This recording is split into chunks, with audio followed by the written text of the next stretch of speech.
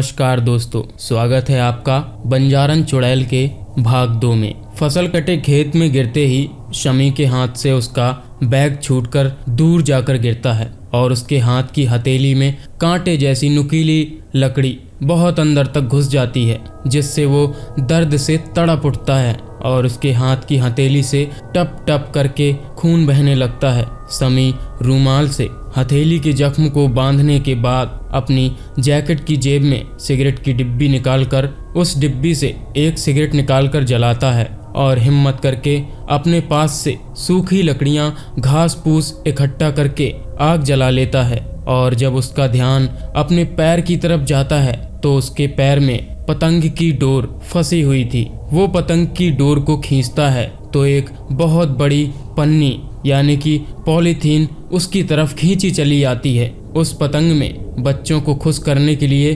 पतंग बांधने वाले ने 2 लाल सफेद रंग की आंखें बना रखी थी। पतंग को देखकर शमी को समझ आ जाता है कि जिसे मैं गिद्ध जैसा बड़ा उल्लू समझकर डर दहशत की वजह से मामा जी के गांव जाने की जगह उल्टा हाईवे की तरफ भाग रहा था, वो उल्लू नहीं, ये पन्नी थी। इस पतंग की 2 लाल सफेद रंग की आंखें, जिन्हें मैं उल्लू की आंखें समझ रहा था, और पैर में इसकी डोर फंसी होने की वजह से मैं जब चलता तो ये मेरे साथ चल रही थी और जब मैं रुक जाता तब ये रुक जाती थी। मैंने इसे उल्लू समझा क्योंकि जब मैं कोलकाता के अस्पताल में नया वार्ड बॉय की नौकरी पर लगा था, अस्पताल के स्टाफ ने मुझसे कहा था कि 4थी मंजिल में मेडिसिन वार्ड में संभाल कर ड्यूटी करना, क्योंकि 4थी मंजिल मेडिसिन वार्ड में रात को 1 से 3 बजे के बीच एक उल्लू आता है। वो उल्लू नहीं, भूत है। लेकिन मैंने जितने दिन भी अस्पताल के मेडिसिन वार्ड में वार्ड बॉय की पोस्ट पर काम किया, मुझे वो उल्लू दिखाई नहीं दिया था। फिर शमी अपनी हिम्मत स्वयं ही बढ़ाने के लिए अस्पताल की एक दूसरी घटना को याद करता है। उन दिनों उसकी नाइट ड्यूटी मुर्दा घर में चल रही थी।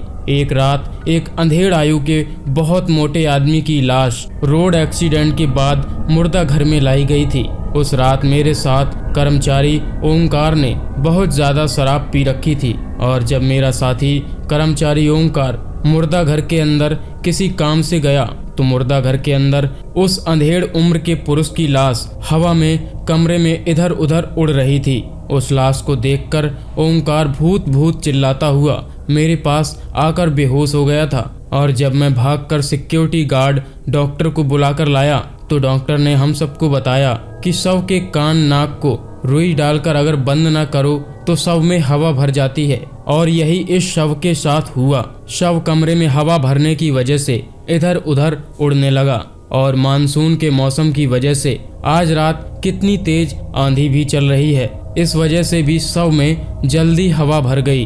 अस्पताल की दोनों घटनाओं को याद करके शमी का भूत प्रेत का डर निकल जाता है और वो अपने आसपास से मोटा डंडा ढूंढकर अंधेरे में अपने ननिहाल का रास्ता ढूंढने के लिए मशाल बनाता है। मशाल में अपने बैग से रुई निकालकर लगाता है और एक पैर के जूते का फीता निकालकर मशाल को कसकर बांध लेता है। जैसे ही वो मशाल को माचिस से तीली निकाल कर जलाने लगता है तो उसके पास एक कुत्ता आकर खड़ा हो जाता है। कुत्ते को देखकर शमी खुश हो जाता है कि बड़े बुजुर्ग कहते हैं कि कुत्तों को देखकर भूत प्रेत चुड़ैल भाग जाते हैं, कहीं कुत्ता उससे डरकर भाग ना जाए। इसलिए शमी जो मिठाई का डिब्बा मामा मामी के घर देने के लिए लाया था, उस मिठाई के डिब्बे से एक बर्फी का पीस कुत्ते के खाने के लिए देता है। वो कुत्ता मिठाई सूंघकर खाने के बाद जब जबरदस्ती शमी की हथेली से बहते हुए लहू को चाटने लगता है तो शमी अपना बचाव करने के लिए मशाल के मोटे डंडे से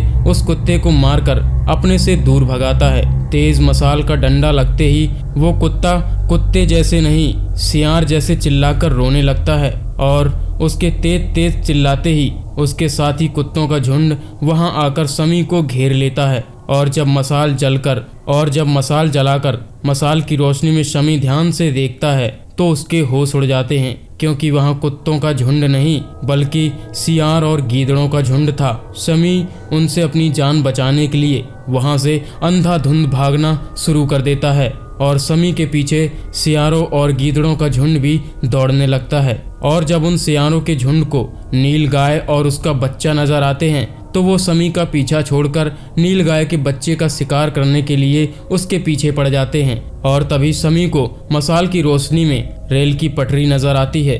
उसे रेल की पटरी को देखकर शमी को याद आता है कि ये रेल की पटरी तो मामा जी के गांव के पीछे से गुजर रही है और यहाँ आसपास ही मामा जी के गांव का शमशान घाट है और शमशान घाट के पास छोटा सा महादेव का मंदिर है। फिर वो सोचता है कि आज की रात मैं मंदिर के अंदर ही लेटकर बिताऊंगा। इसलिए शमी महादेव के मंदिर में अपनी अधजली मसाल को दोबारा जलाकर ढूंढता है। मंदिर इतना छोटा था कि उसे अपने ननिहाल के गांव के लोगों पर बहुत गुस्सा आता है कि 6 वर्ष में मंदिर की कोई तरक्की नहीं हुई। गांव के लोगों से इतना भी नहीं हुआ कि चंदा इकट्ठा करके ज्यादा बड़ा नहीं तो इतना बड़ा मंदिर तो बना ही देते, जिससे कि एक आदमी तो इस जाड़े की ठंड में सर छुपाकर रात काट लेता।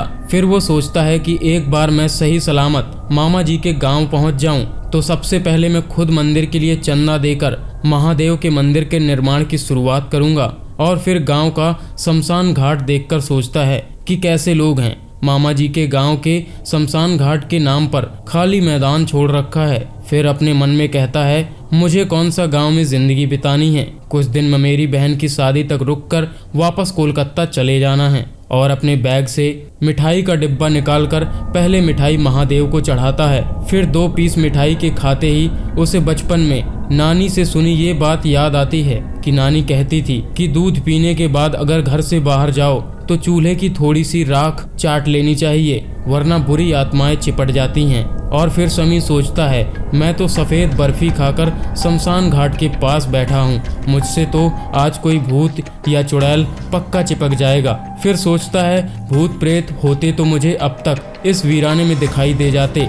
मैं इतने सालों से पोस्टमार्टम रूम मुर्दा घर नौकरी कर रहा हूँ, मैंने तो आज तक भूत प्रेत नहीं देखे, शायद भूत प्रेत होते ही नहीं हैं। और फिर महादेव की मूर्ति की तरफ देखकर सोचता है अगर भगवान है तो चुड़ैल भी हैं। और उसी समय शमशान घाट से एक आवाज़ आती है, अकेला अकेला बर्फी खा रहा है, मैं 2 दिन से यहाँ भूखा प्यासा अपनी चिता के पास बैठा हुआ हूँ, मेरी तरफ ध्यान भी नहीं दे रहा, मुझे भी 2 पीस मिठाई के खिला दे, बहुत तेज भूख लगी है। या तू भी मेरे जुआरी शराबी बेटे जैसा है जो मुझे फूंक कर 2 दिन से मेरी चिता की राख के पास चाय पानी खाना कुछ भी नहीं रखने आया। दोस्तों ये था बंजारन चुड़ैल का पार्ट 2।